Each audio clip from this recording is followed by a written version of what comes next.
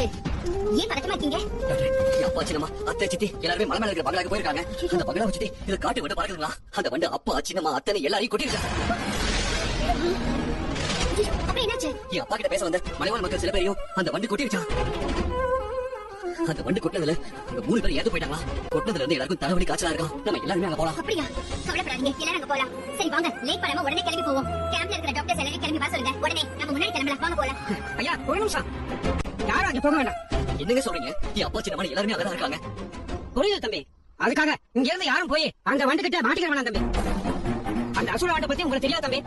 அது பொல்லாத வண்டு. அது இருக்கிற இடத்துக்கு போனோம்னு வச்சுக்கோங்க, மனச வாடகை உடனே எல்லா வண்டும் வந்துடும். அந்த வண்டு ஒரு கொட்டு கொட்டுச்சுன்னா அதோட உசுறு போறது நிச்சயம் தம்பி.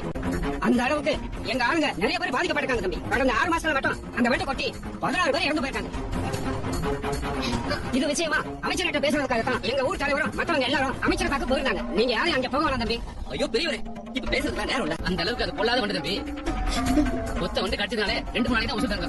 அதே ஒரு ஆளு 2-3 வண்டு கடிச்சதுன்னா 2 நிமிஷத்துல உசுறு போயிடும். இதோ எனக்கு சின்ராசு இவன் கூட பிறந்த தம்பி 10 நாளைக்கு முன்னால எங்க கண்ணு முன்னாடியே அந்த வண்டு கடிச்சதா செத்து போனான்.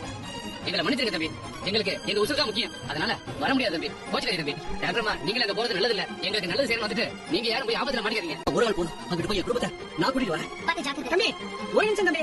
அன்பாசே அன்பாசே ஐயா ஐயா போய் அந்த பந்தத்தை எடுத்துட்டு வா. சரிங்க.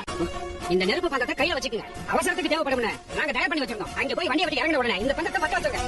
அந்த வண்டுங்க நெருப்பு கிட்ட வர்றதுக்கு கொஞ்சம் பயப்படும். அதனால இதை வச்சு சமாளிச்சுங்க. சரிங்க, ரொம்ப நன்றி. வாங்க ஜாக்கிரதை. ஏங்க என்ன? உங்க கூட நானும் வரேன். ஏய், நீ எதுக்கு அங்க வண்டு இருக்குன்னு சொல்றாங்கல்ல, அங்க வந்து நீ என்ன பண்ண போற? நானும் வரேங்க. நீங்க ஒத்தாளாக போய் என்ன பண்ணுவீங்க? நிறைய வண்டு கடிச்சிருக்கான்னு சொல்றாங்க. நானும் வரேங்க. ஆனா ஏதாவது மெடிக்கல் ஹெல்ப் தேவைனா கூட நான் பண்ணுவேன்ல. ஆமா கரெக்ட். டாக்டர் அது எடுங்க. இந்த கிட்ட கையில வச்சுக்கோ. மெடிக்கல் எமர்ஜென்சிக்கு யூஸ் ஆகும். ஒருவேளை நீங்க வரும்போது எமர்ஜென்சிக்கு இந்த இன்ஜெக்ஷனை போட்டு கூட்டிட்டு வாங்க. இது பேசிக்கா உடம்புல எந்த விஷம் இருந்தாலும் அதோட தாக்கத்தை கம்மி பண்ற ஆன்டிபயோட்டிக் ஊசி.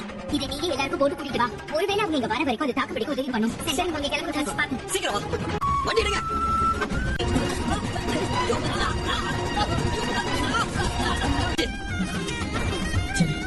நாங்க எல்லாரும் இந்த ஊராளிகிட்ட பேசிக்கிட்டு இருக்கப்ப இந்த வண்டி எல்லாரும் கொட்டிடுச்சுப்பா.